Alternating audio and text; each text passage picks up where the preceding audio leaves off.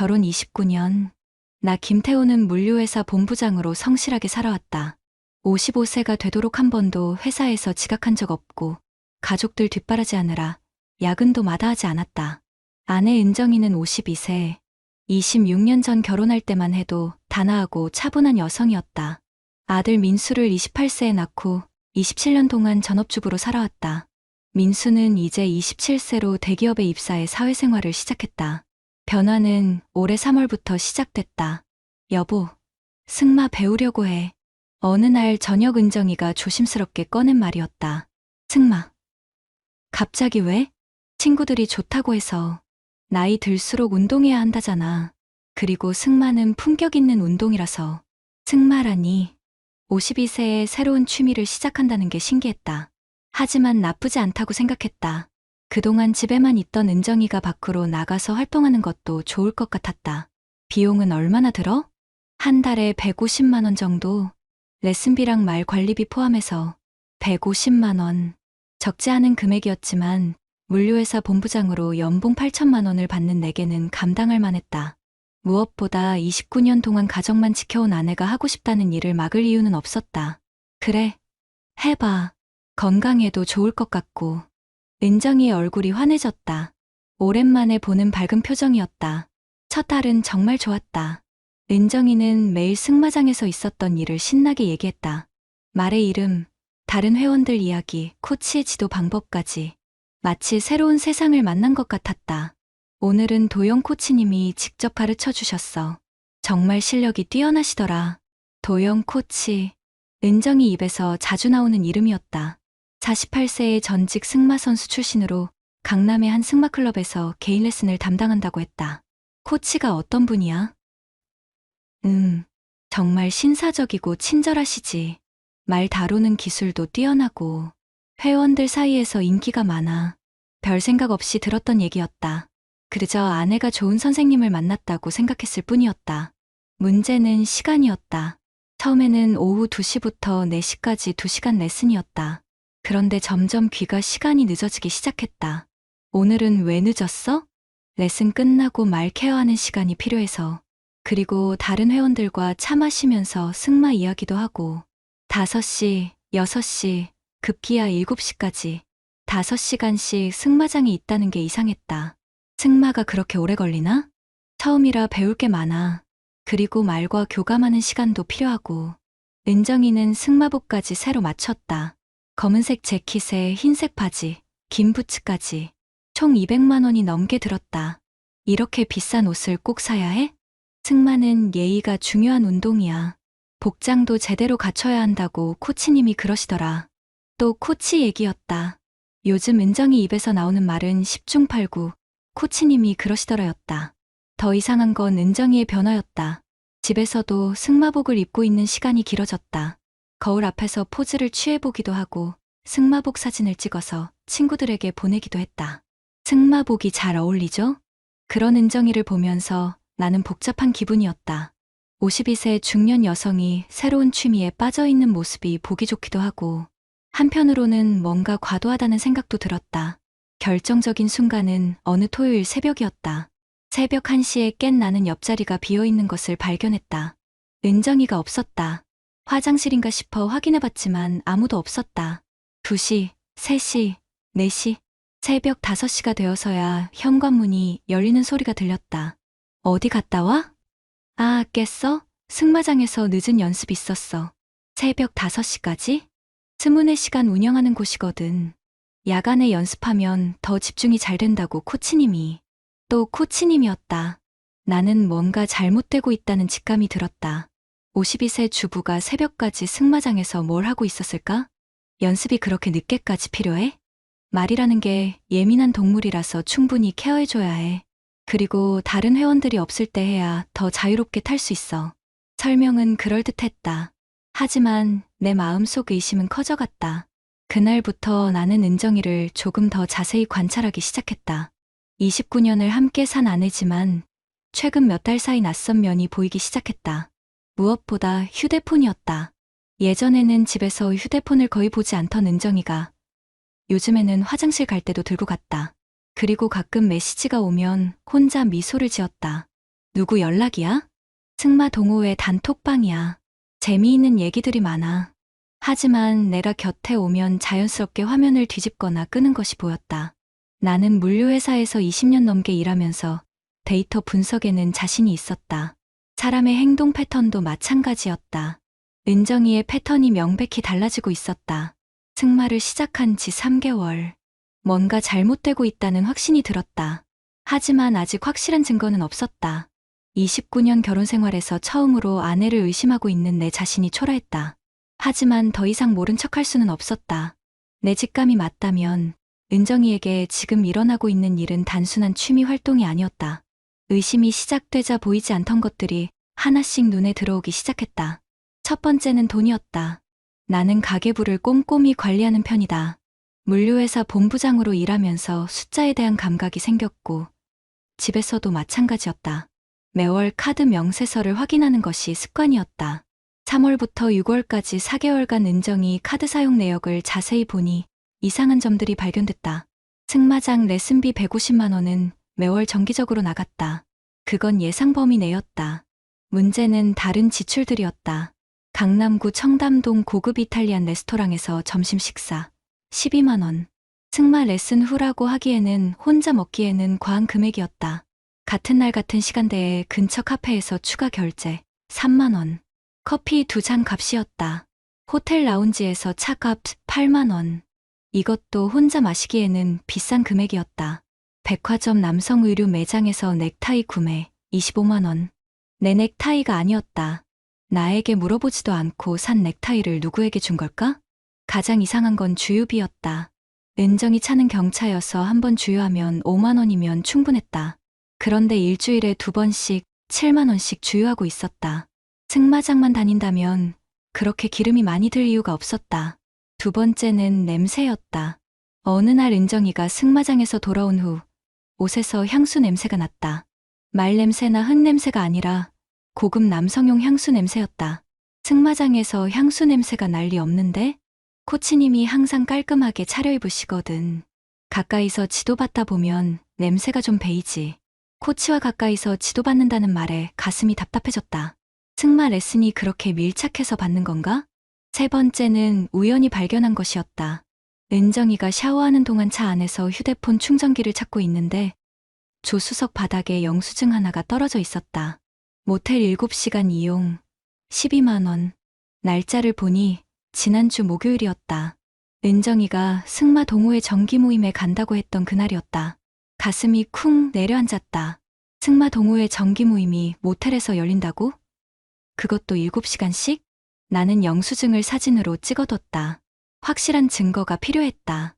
네 번째는 은정이 카톡이었다.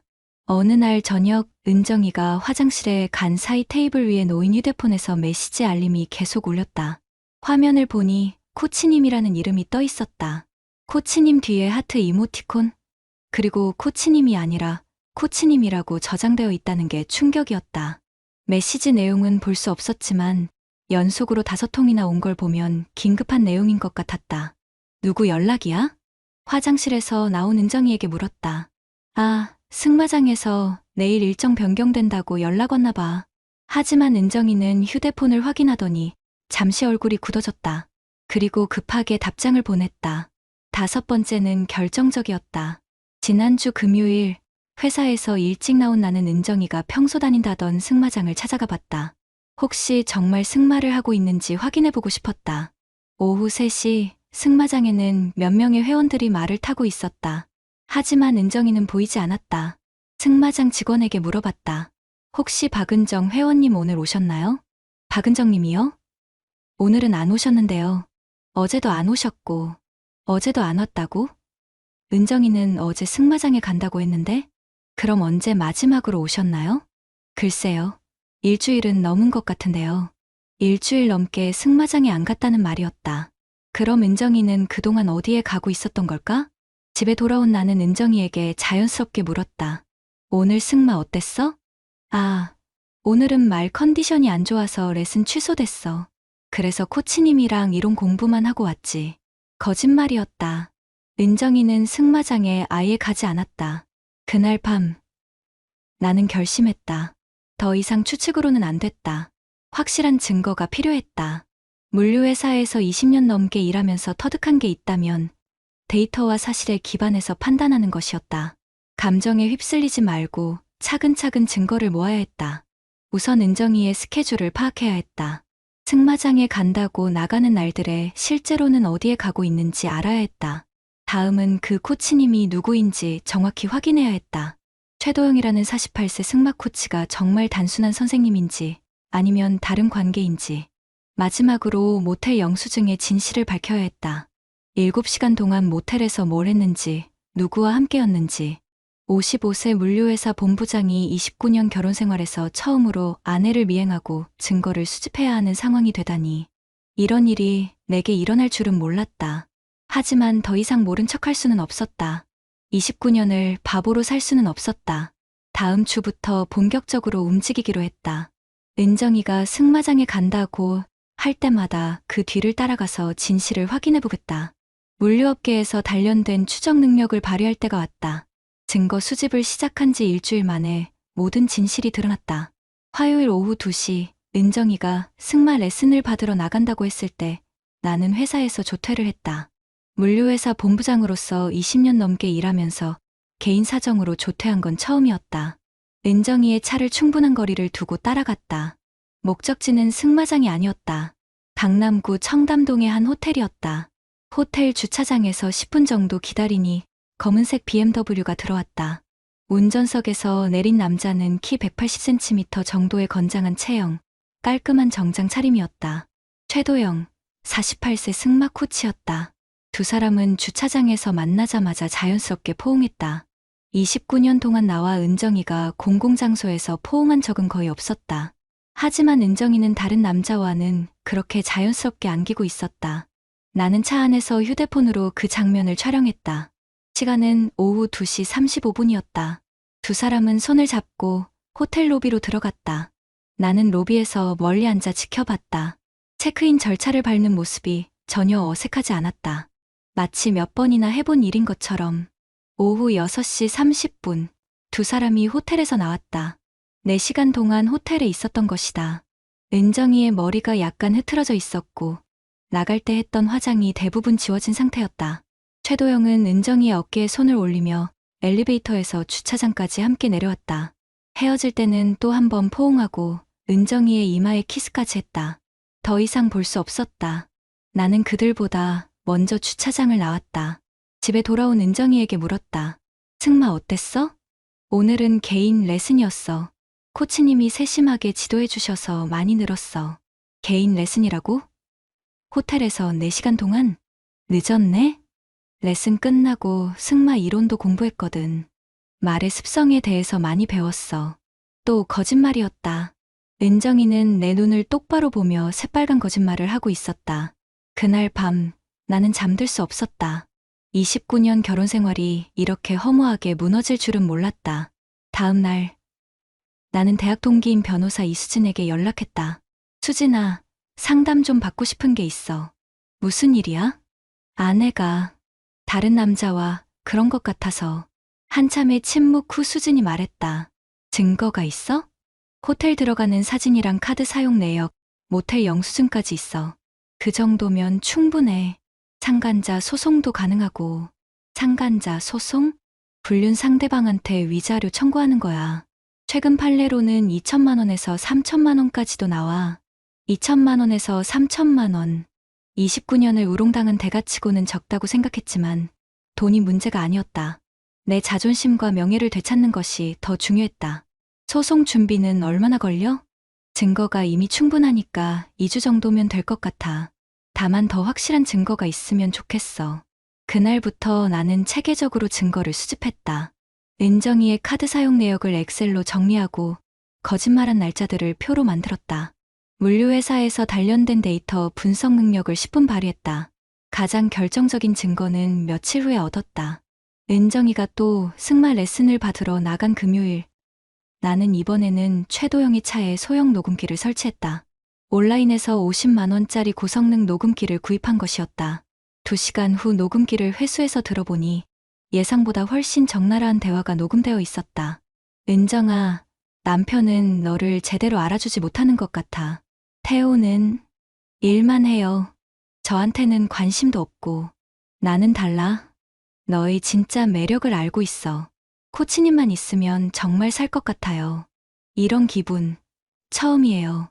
가슴이 터질 것 같았다.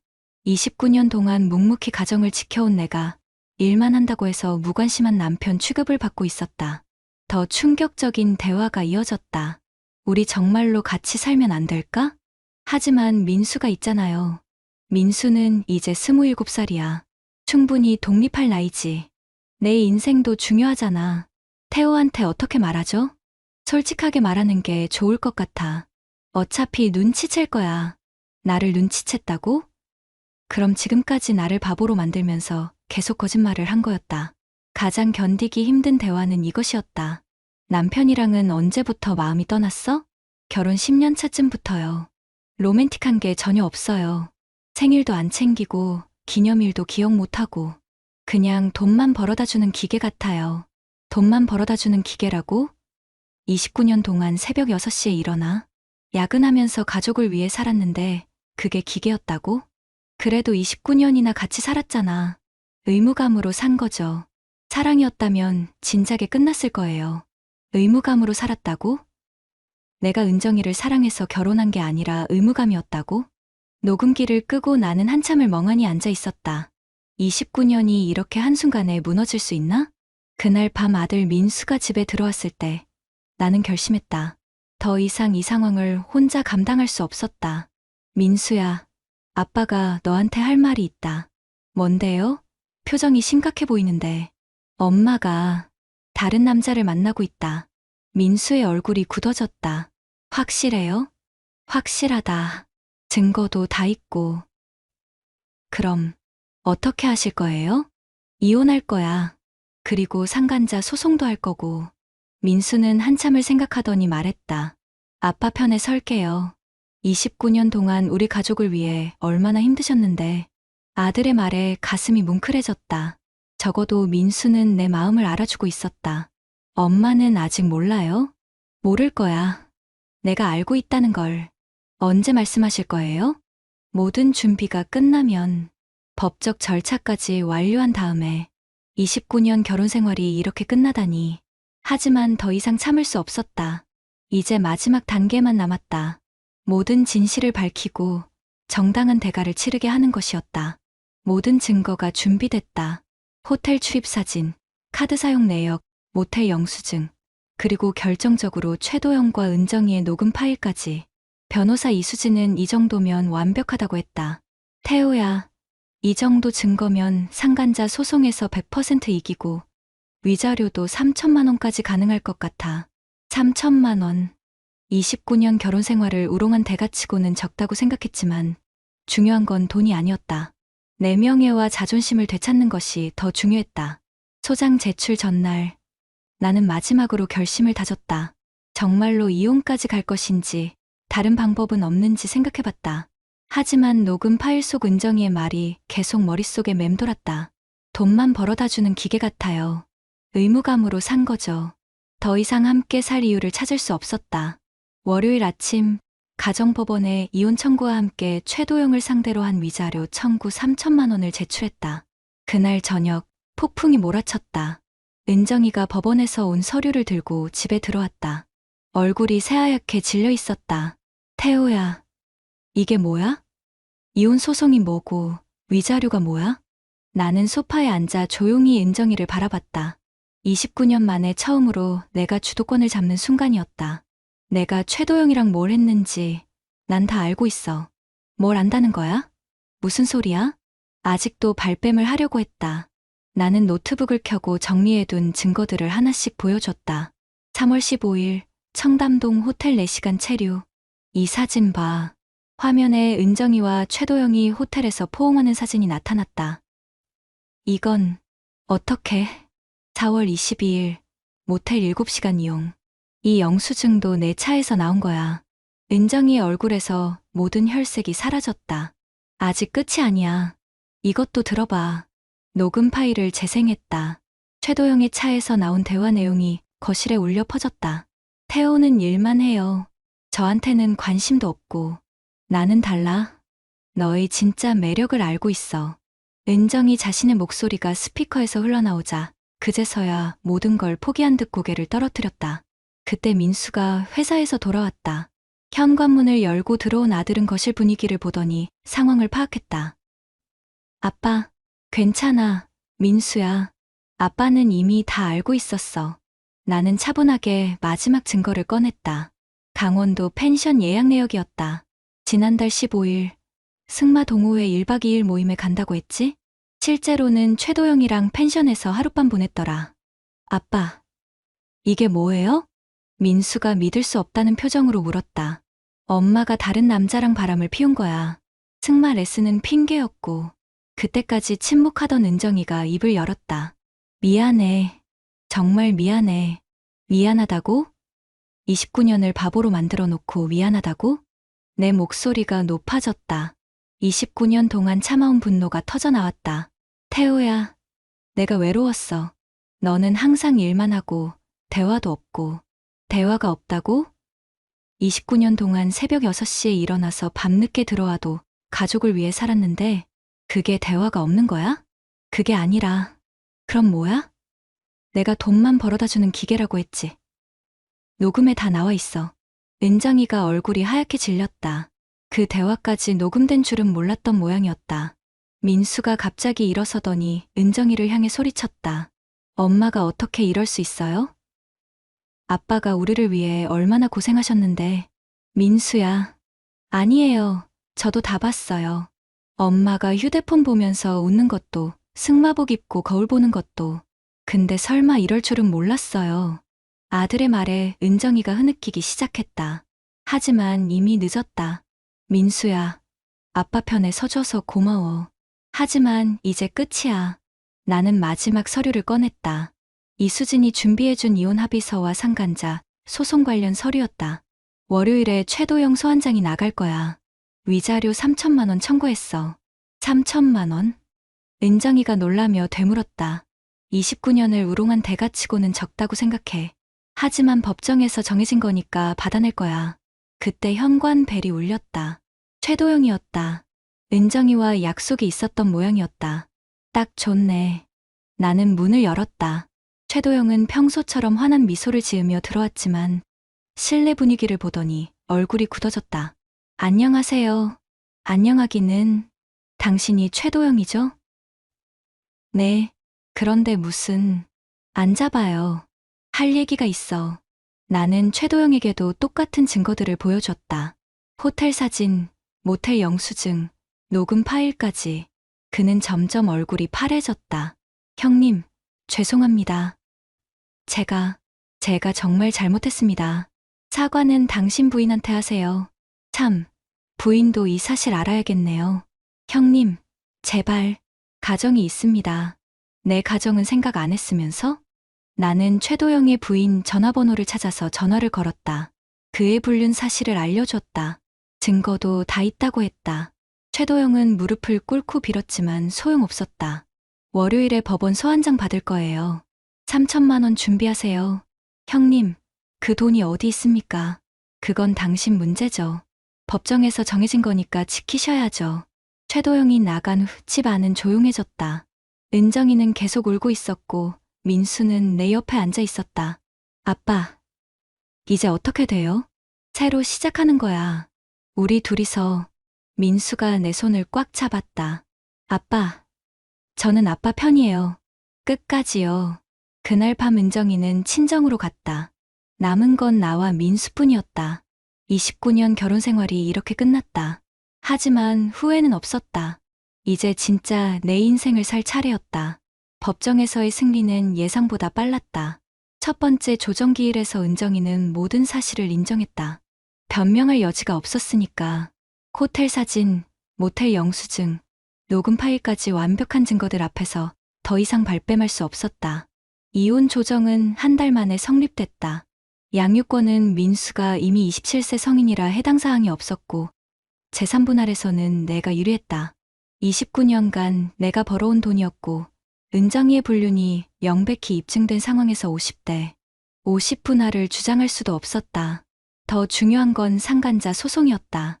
최도영을 상대로 한 위자료 청구에서 법원은 2,800만 원을 인정했다. 3천만 원보다는 적었지만 승마 코치의 연봉을 고려하면 상당한 금액이었다. 재판장은 판결문에서 이렇게 명시했다. 피고는 승마 코치라는 지위를 이용하여 기혼 여성과 부적절한 관계를 맺었으며 이는 원고 가정의 평화를 파괴한 명백한 불법행위에 해당한다. 2,800만 원. 29년을 우롱당한 대가치고는 적다고 생각했지만 법정에서 공식적으로 내 억울함이 인정받은 것만으로도 의미가 있었다. 최도영은 판결 후 내게 다가와 무릎을 꿇었다. 형님, 정말 죄송합니다. 제가 돈은 어떻게든 마련하겠습니다. 하지만 나는 차가운 표정으로 대답했다. 사과는 당신 가족한테 하세요. 나한테 할 말은 아니죠. 최도영의 상황은 내 예상보다 훨씬 심각해졌다. 부인이 불륜 사실을 안 후 즉시 이혼을 요구했고 승마장에서도 해고당했다. 48세에 새로 직장을 구하기가 쉽지 않았다. 결국 최도영은 보유하고 있던 아파트를 팔아서 위자료를 지불했다. 15년 살던 집을 잃고 원룸으로 이사 가야 했다. 자업자득이었다. 은정이의 몰락은 더 참담했다. 승마 동호회에서 불륜 사실이 알려지자 즉시 모든 활동에서 배제됐다. 그동안 친하게 지내던 회원들은 하나둘 연락을 끊었다.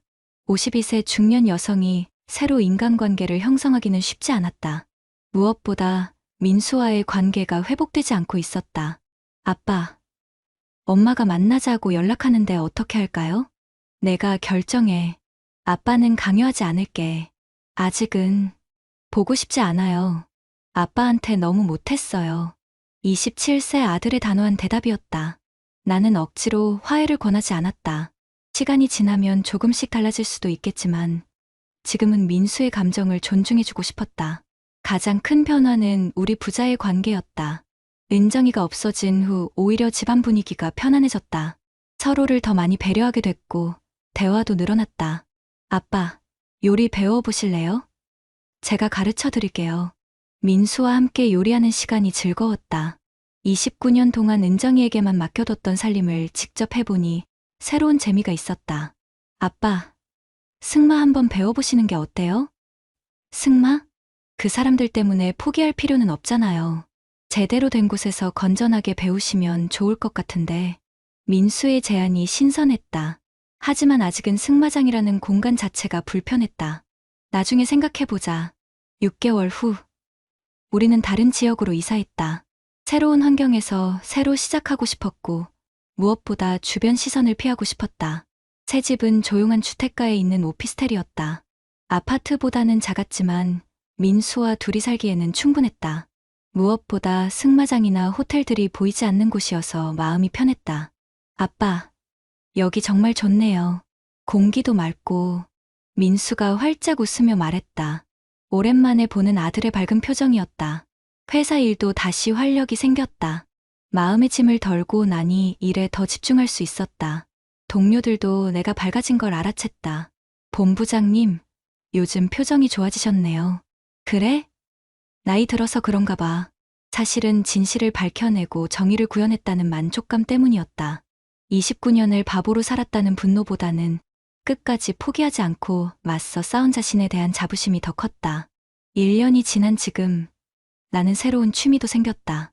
주말에는 민수와 함께 등산을 다니고 평일에는 헬스장에서 운동한다. 55세 중년 남자에게는 늦은 시작이지만 새로운 도전이 즐겁다. 무엇보다 민수와의 관계가 더욱 돈독해졌다. 예전에는 은정이를 통해서만 소통했는데 이제는 직접 대화하는 시간이 늘어났다. 아빠, 제가 결혼하면 혼자 계실 텐데 괜찮으세요? 걱정 마. 아빠는 혼자서도 잘 살 수 있어. 실제로 그랬다. 29년 동안 가족을 위해 살았는데 이제는 나를 위한 시간이 생겼다. 자유로웠다. 가끔 비슷한 상황에 처한 남성들이 조언을 구하러 온다. 온라인 커뮤니티에서 내 이야기를 보고 연락해오는 경우가 많다. 형님, 어떻게 그렇게 냉정하게 대처하셨어요? 감정적으로 대응하면 져요. 확실한 증거를 모으고 법적 절차를 통해 정당하게 해결하세요.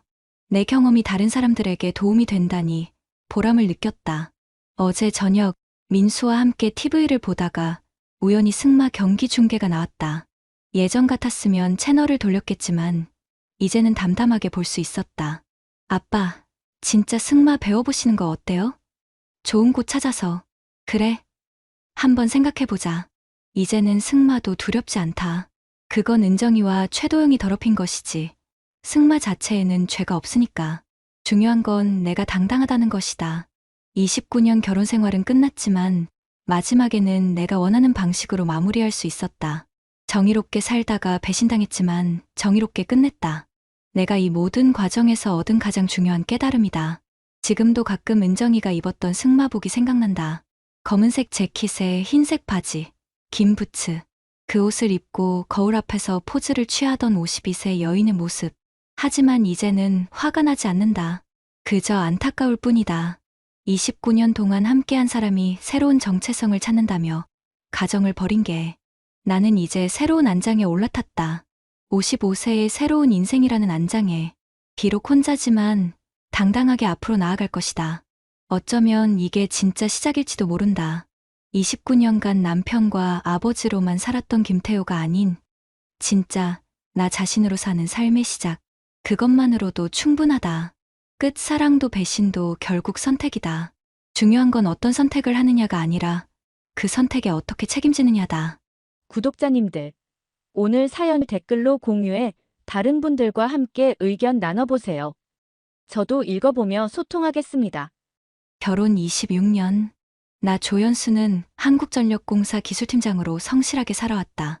매일 아침 7시에 출근해서 저녁 8시에 퇴근하는 규칙적인 삶. 주말에는 가족과 시간을 보내고 아들 민혁이의 대학 등록금과 군 생활비를 위해 야근도 마다하지 않았다. 아내 은주는 전업주부였다. 민혁이가 어릴 때부터 교육에 열성적이었고 아이가 대학에 가고 군대에 간 후에는 할 일이 없어 보였다. 그런 은주에게 변화가 찾아온 건 2년 전이었다. 여보, 배드민턴 배워볼까 해. 동네 주부들과 차를 마시다 온 은주가 조심스럽게 꺼낸 말이었다. 영희 언니가 추천해준 동호회가 있다고 했다. 새벽 배드민턴 클럽이라는 곳에서 매주 화요일, 금요일 새벽 6시부터 운동한다더라. 좋은 생각이야. 운동 좀 해야지. 사실 나도 은주가 집에서만 있는 걸 안타까워했다. 민혁이가 없어진 집에서 혼자 시간을 보내기엔 47세가 너무 젊었다.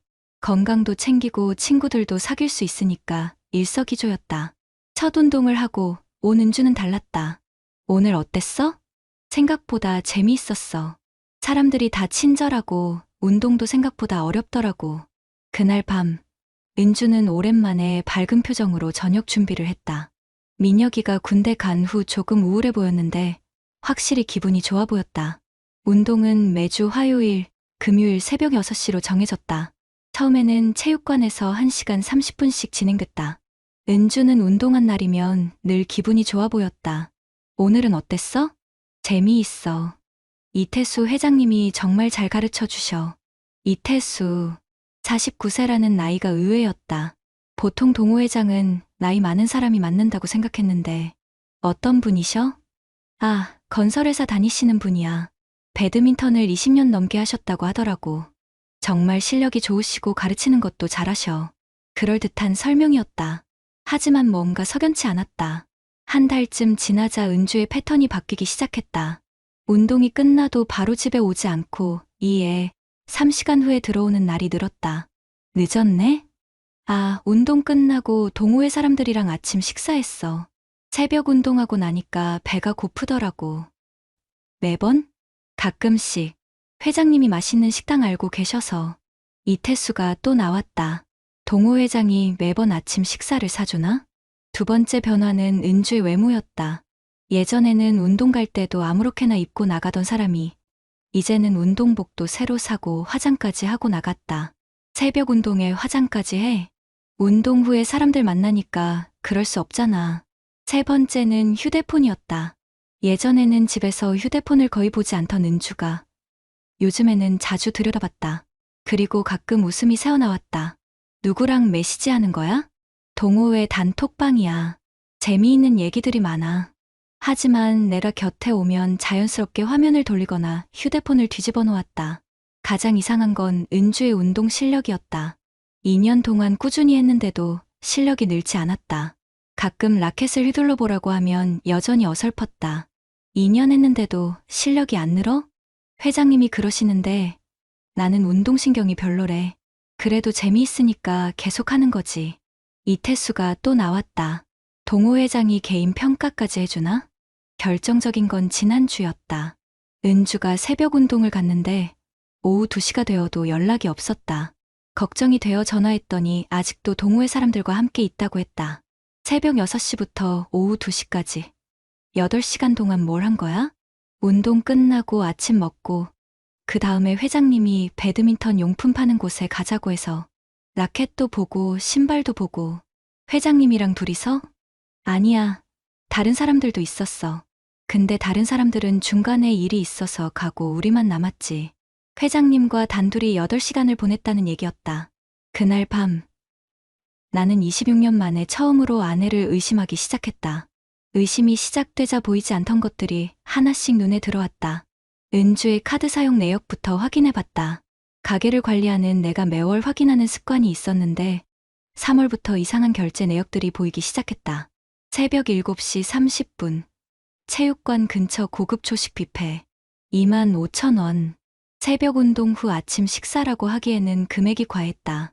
더 이상한 건 같은 날 같은 시간대에 커피숍에서 추가 결제가 있었다는 점이었다.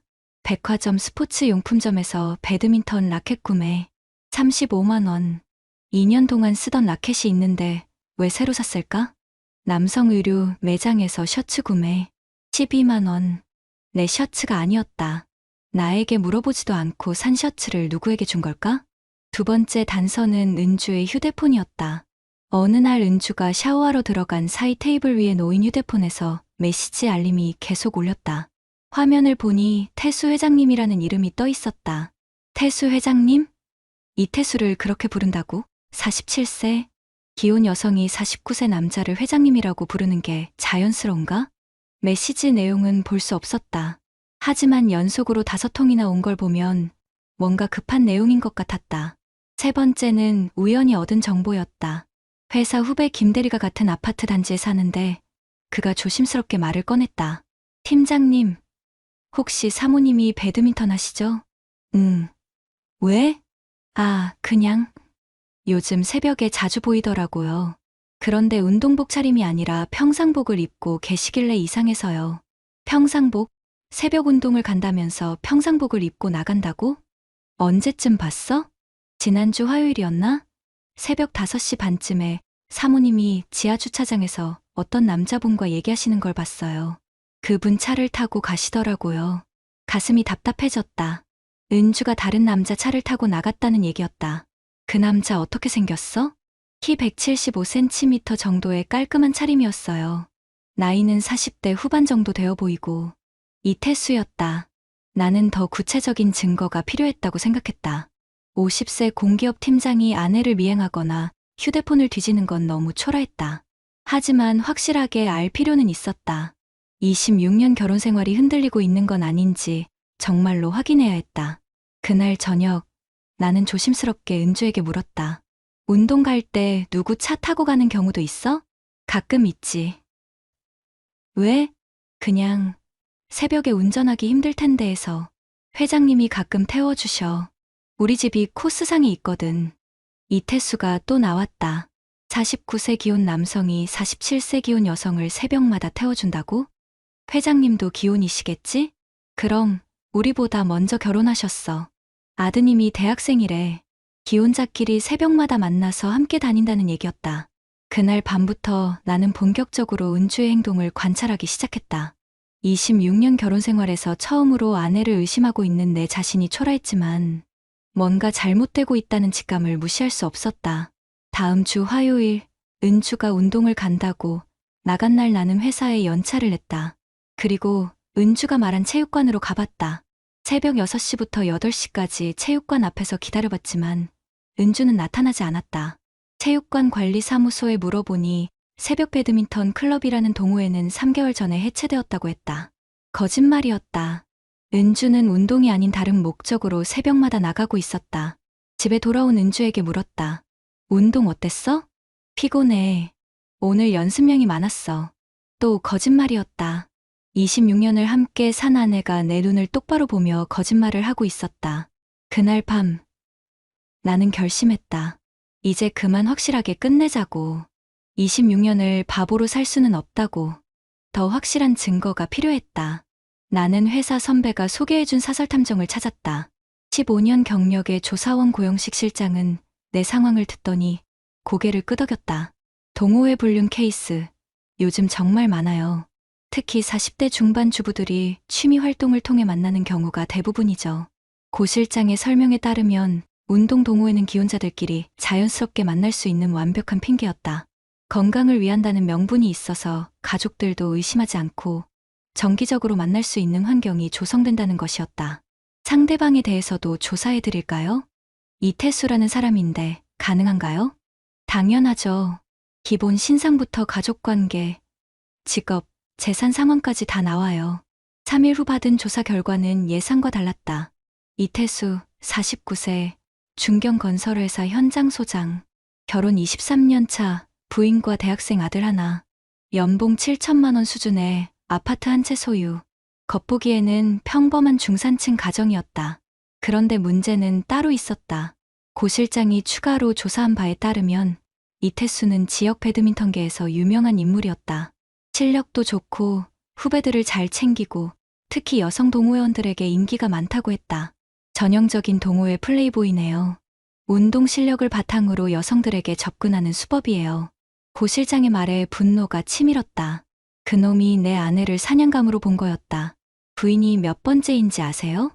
정확하지는 않지만 최근 2년 사이에만 2에 3명 정도는 되는 것 같아요. 패턴이 비슷해요. 초보 여성 회원들을 개인 지도한다는 명목으로 접근하죠. 26년을 성실하게 살아온 내 아내가 그런 놈의 사냥 리스트에 올라 있었다는 게 참을 수 없었다. 고 실장은 본격적인 증거 수집에 들어갔다. 불법 추적은 할 수 없으니까 공개된 장소에서의 행동을 관찰하고 만나는 장소와 시간을 기록했다. 그리고 결정적인 장면들을 사진으로 촬영했다. 일주일간의 조사 결과는 내 예상보다 훨씬 심각했다. 화요일 오전 6시 아파트 지하 주차장에서 만나 이태수 차로 이동. 한강공원에서 2시간 산책. 손을 잡고 걷는 사진. 금요일 오전 6시 강남 고급 호텔 커피숍에서 3시간 밀담. 테이블에 앉아 손을 맞잡고 이야기하는 사진. 일요일 오후 경기도 모 카페로 드라이브. 주차장에서 포옹하는 사진. 각각의 사진에는 정확한 시간과 장소가 기록되어 있었다. 법정에서 증거로 쓰기에 충분했다. 하지만 가장 충격적인 건 따로 있었다. 고 실장이 건넨 USB에는 이태수의 차량에 설치된 소형 녹음기에서 나온 대화가 들어있었다. 은주야, 남편은 너를 제대로 못 알아보는 것 같아. 현수는 말이 없어서 뭘 생각하는지 모르겠어요. 나는 달라. 너의 매력을 정확히 알고 있어. 태수 씨만 있으면 정말 살 것 같아요. 이런 기분 처음이에요. 내 가슴이 터질 것 같았다. 26년 동안 묵묵히 가정을 지켜온 내가 말이 없다고 해서 무관심한 남편 취급을 받고 있었다. 더 심각한 대화도 있었다. 우리 진짜로 같이 살면 안 될까? 하지만 민혁이가 있잖아요. 아이는 이제 성인이야. 충분히 이해할 나이지. 내 인생도 중요하잖아. 현수한테 어떻게 말하죠? 솔직하게 말하는 게 좋을 것 같아. 이미 우리 사이를 눈치챈 것 같기도 하고. 나를 눈치챘다고? 그럼 지금까지 나를 바보로 만들면서 계속 거짓말을 한 거였다. 녹음 파일 중에 가장 견디기 힘든 건 이 대화였다. 남편이랑은 언제부터 안 좋았어? 결혼 초기부터요. 로맨틱한 게 전혀 없어요. 생일도 안 챙기고 기념일도 기억 못하고 그냥 돈만 벌어다 주는 기계 같아요. 돈만 벌어다 주는 기계라고? 26년 동안 새벽 7시에 출근해서 야근하면서 가족을 위해 살았는데 그게 기계였다고? 그래도 26년이나 같이 살았잖아. 의무감으로 산 거죠. 사랑이었다면 진작에 끝났을 거예요. 의무감으로 살았다고? 내가 은주를 사랑해서 결혼한 게 아니라 의무감이었다고? 그때 현관문에서 열쇠 소리가 났다. 민혁이었다. 군 휴가를 나와서 깜짝 방문한 것이었다. 아빠, 24세가 된 아들은 훌쩍 자란 모습이었다. 군대에서 더 의젓해진 것 같았다. 엄마는? 운동 갔어. 민혁이가 고개를 갸웃거렸다. 새벽 운동이 이렇게 오래 걸려요? 벌써 오후 3시인데 아들도 이상하게 생각하고 있었다. 민혁아, 아빠가 너한테 할 말이 있다. 나는 아들에게 모든 걸 말했다. 엄마가 다른 남자와 바람을 피우고 있다는 사실을, 증거도 다 있다는 것을, 그리고 앞으로 어떻게 될지 모르겠다는 것을. 민혁이는 처음에 믿지 못하겠다는 표정이었다가 증거들을 보고 나서는 분노했다. 아빠, 이건 너무하잖아요. 26년 동안 우리 가족을 위해 얼마나 고생하셨는데. 민혁아, 아니에요. 저도 다 봤어요. 아빠가 얼마나 성실하게 사셨는지. 그런데 엄마가 이럴 수는 없어요. 아들의 말에 가슴이 뭉클했다. 그날 저녁 8시, 은주가 돌아왔을 때 우리는 거실에서 기다리고 있었다. 어? 민혁이 언제 왔어? 엄마, 앉으세요. 민혁이가 먼저 입을 열었다. 아빠한테서 다 들었어요.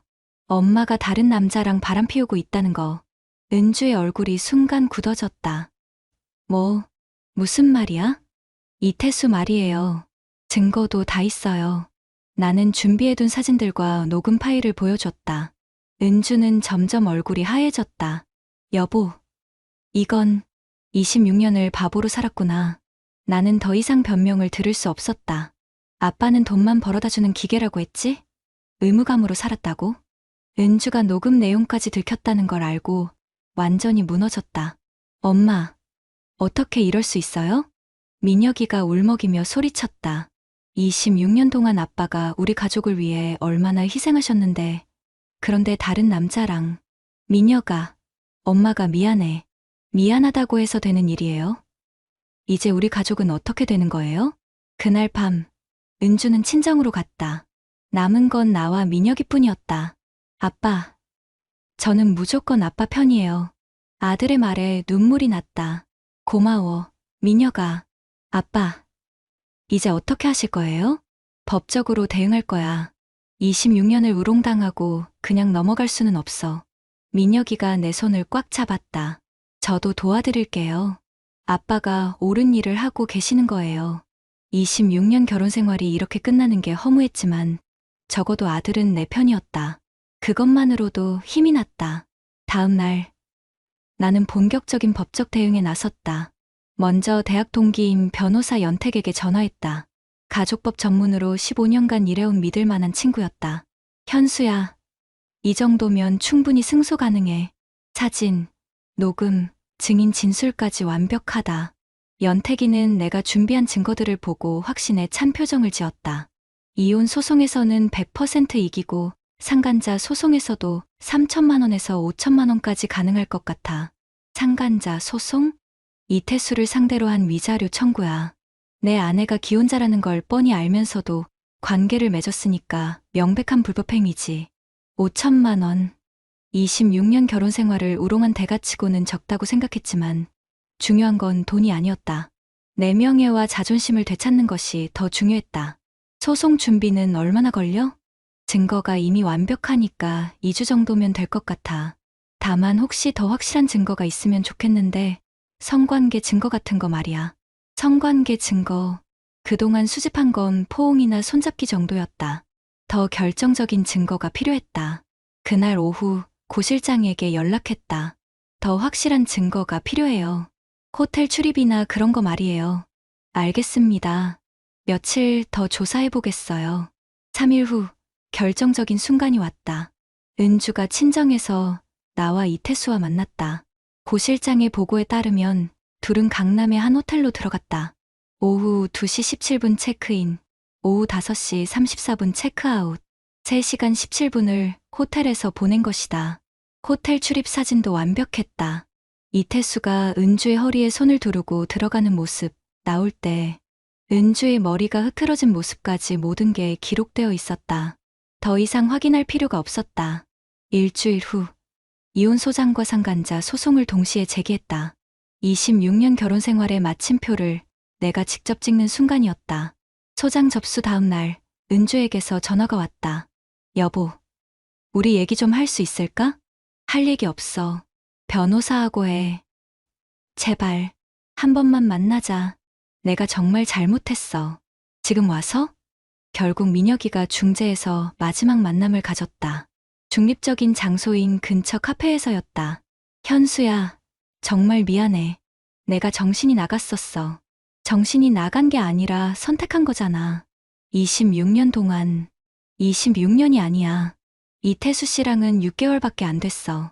6개월이든 26년이든 상관없어. 배신은 배신이니까. 은주가 울기 시작했다. 나도 외로웠어. 민혁이 군대 가고 집에 혼자 있으니까 너무 외로웠다고. 그래서 바람을 피워? 이태수 씨가 날 이해해줬어. 여자로서, 사람으로서. 그 이해가 호텔까지 가서 받을 일이었어? 은주는 더 이상 대답하지 못했다. 현수야, 마지막으로 부탁이 하나만 있어. 뭔데? 소송 취하해줘. 내가 조용히 이혼해줄게. 재산 분할도 내가 원하는 대로 해줄게. 안 돼. 내 대답은 단호했다. 왜? 이태수 때문이야. 그놈이 대가를 치러야 해. 이태수 씨는 나 때문에 이미 충분히 고생했어. 부인한테 들켜서 이혼 위기까지 갔다고. 그게 내가 알바야? 26년을 우롱한 대가를 치르는 거야. 은주가 마지막으로 애원했지만 소용없었다. 나는 이미 결심했다. 한 달 후, 첫 번째 조정기일이 열렸다. 가정법원 조정실에서 은주와 이태수를 다시 봤다. 이태수는 내게 고개를 숙였다. 정말 죄송합니다. 제가 잘못했습니다. 사과는 당신 가족한테 하세요. 조정위원이 중재했지만 합의는 이루어지지 않았다. 이태수 측에서 위자료 감액을 요구했지만 받아들일 수 없었다. 피신청인은 신청인의 배우자가 기혼자임을 명확히 알면서도 6개월간 지속적으로 부적절한 관계를 유지했습니다. 이는 신청인의 가정평화를 파괴한 명백한 불법행위입니다. 연택의 주장이 이어졌다. 더욱이 피신청인은 배드민턴 동호회장이라는 지위를 악용하여 신청인의 배우자에게 접근했으며 이는 계획적이고 상습적인 행위로 봐야 합니다. 조정은 결렬됐다.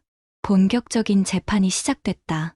2개월 후, 첫 번째 변론기일이 열렸다. 법정에는 은주와 이태수, 그리고 각자의 변호사가 앉아 있었다. 신청인 측에서 제출하신 증거를 검토해보겠습니다. 판사가 USB를 받아 재생했다. 법정에 이태수와 은주의 목소리가 울려 퍼졌다. 은주야, 남편은 너를 제대로 못 알아보는 것 같아. 현수는 말이 없어서 뭘 생각하는지 모르겠어요. 나는 달라. 너의 매력을 정확히 알고 있어. 판사는 몇 개의 파일을 더 들어보고 고개를 끄덕였다. 피신청인 측에서는 이 녹음에 대해 어떻게 생각하십니까? 이태수의 변호사가 일어섰다. 재판장님, 피신청인은 신청인의 배우자와 감정적 교류는 있었으나 이것이 불법행위에 해당하는지는 호텔 출입 사진도 확인됩니다. 3시간 17분간 체류한 것으로 기록되어 있습니다. 판사의 말에 이태수의 얼굴이 일그러졌다. 옆에 앉은 은주는 고개를 푹 숙이고 있었다. 두 번째 변론기일에서 민혁이가 증인으로 출석했다. 증인은 부모님 관계를 어떻게 보셨습니까? 아버지는 26년 동안 저희 가족을 위해 최선을 다하셨습니다. 새벽 7시에 출근해서 밤늦게 들어와도 저에게 용돈 한 번 밀린 적 없었습니다. 민혁이의 증언이 이어졌다. 어머니가 배드민턴을 시작한 후부터 집안 분위기가 이상해졌습니다. 휴대폰을 보면서 혼자 웃기도 하고 아버지와 대화도 피하려고 했습니다. 증인께서 보시기에 아버님께 어떤 잘못이 있었다고 생각하십니까? 없습니다. 아버지는 잘못한 게 하나도 없습니다. 아들의 증언이 끝나자 법정이 조용해졌다. 세 번째 변론기일에서 판결이 나왔다. 피신청인 이태수는 신청인에게 정신적 피해에 대한 위자료 4,200만 원을 지급하라. 예상보다 높은 금액이었다. 동호회장 지위 남용과 계획적 접근이 가중 처벌 사유가 된 것이다. 피신청인의 행위는 신청인의 26년간 평온한 가정생활을 파괴한 명백한 불법행위로 인정됩니다. 판결문이 낭독되는 동안 이태수는 고개를 푹 숙이고 있었다. 6개월 전 호텔에서 은주와 팔짱을 끼고 걸었던 그 자신감은 온데간데 없었다. 이혼 조정은 더 간단했다. 은주 측에서 다툴 여지가 없었기 때문이다. 재산 분할에서도 내가 유리했다. 공기업 퇴직금과 부동산 대부분이 4명이었고 은주의 불륜이 입증된 상황에서 5,050 분할을 주장할 수도 없었다. 양육권은 애초에 문제가 되지 않았다. 민혁이는 이미 성인이었고 본인이 아버지와 살겠다고 명확히 의사 표현을 했다. 최종 이혼 판결이 나기 전 이태수가 내게 찾아왔다. 형님, 정말 죄송합니다. 위자료는 어떻게든 마련하겠습니다. 어떻게든? 집을 팔든지, 대출을 받든지, 그건 당신 문제고, 나는 법정에서 정해진 거니까 받을 거예요. 형님, 제발, 저에게도 가족이 있습니다. 26년 동안 내 가족은 생각 안 했으면서? 이태수는 더 이상 말하지 못했다. 결국 이태수는 아파트를 팔아서 위자료를 지불했다. 23년 살던 집을 잃고 전세로 이사 가야 했다. 부인과는 이혼 위기까지 갔다가 간신히 관계를 회복했다고 들었다. 6개월 후 모든 법적 절차가 완료됐다. 26년 결혼 생활이 공식적으로 끝났다. 이혼이 확정된 후 나는 민혁이와 새로운 일상을 만들어 나갔다. 아빠, 후회 안 해요? 어느 날 저녁 식사를 하며 민혁이가 물었다. 후회할 게 뭐가 있어? 26년이라는 시간이 길잖아요. 그 26년이 모두 무의미했던 건 아니야. 너라는 아들을 얻었고 한 사람을 믿고 사랑하는 법도 배웠거든. 민혁이는 생각보다 잘 적응했다. 오히려 엄마가 있을 때보다 더 밝아진 것 같았다. 불안정한 가정 분위기를 견디는 것보다 차라리 아빠와의 안정적인 생활이 나은 모양이었다. 아빠, 저 전역하면 같이 살 거죠? 당연하지. 내가 결혼할 때까지는. 아빠도 재혼 생각 안 하세요? 50세에 재혼을 생각한다는 게 쉽지 않았다. 무엇보다 26년을 배신당한 상처가 아직 아물지 않았다. 아직은 생각 없다. 너와 둘이 사는 것도 나쁘지 않거든. 실제로 그랬다. 26년 동안 가족을 위해 살았는데 이제는 나를 위한 시간이 생겼다. 자유로웠다. 회사에서도 좋은 변화가 있었다. 이혼 소송 과정에서 동료들은 내가 원칙을 지키며 정당하게 대응한 것을 높이 평가했다. 팀장님, 정말 대단하시네요. 저였으면 중간에 포기했을 텐데 포기할 이유가 없었어요. 잘못한 건 잘못한 거니까요. 부장 승진 대상자 명단에도 내 이름이 올랐다. 개인적인 문제를 깔끔하게 정리한 것이 오히려 플러스 요인이 된 것 같았다. 경제적으로도 여유가 생겼다. 이혼 후 받은 재산분할금과 위자료로 자산이 늘어났고 무엇보다 은주의 생활비가 사라지면서 가게가 훨씬 안정됐다. 6개월 후 예상치 못한 연락이 왔다. 이태수의 부인이었다. 안녕하세요. 이태수 아내입니다. 네. 무슨 일이세요? 감사 인사를 드리고 싶어서요. 감사 인사요? 네. 저희 남편이 정신을 차렸어요. 위자료 때문에 힘들긴 했지만 오히려 가정의 소중함을 깨달았다고 하더라고요. 의외의 말이었다. 그리고 팀장님 덕분에 다른 피해자들이 생기는 걸 막을 수 있었어요. 그동안 제가 몰랐던 일들이 많았더라고요. 이태수가 다른 여성들에게도 같은 짓을 했다는 얘기였다. 이제는 집에서 저희만 챙기고 있어요. 동호회도 완전히 그만뒀고요. 전화를 끊고 나서 생각해봤다. 내가 한 일이 다른 사람들에게도 도움이 됐다는 사실이 뿌듯했다. 1년 후 민혁이가 전역했다. 2년간의 군 생활을 마치고 돌아온 아들은 더욱 의젓해져 있었다. 아빠, 고생 많으셨어요. 뭘, 너 없는 동안 편했어. 하지만 속으로는 아들이 그리웠다. 26년 결혼 생활의 유일한 소중한 결과물이었으니까. 아빠, 저 취업 준비하면서 아르바이트 할게요. 생활비 보태려고요. 그럴 필요 없어. 아빠가 다 해결할 수 있어. 그래도 이제 성인이잖아요. 제가 할 수 있는 건 해야죠. 든든한 아들이었다. 새로운 취미도 생겼다.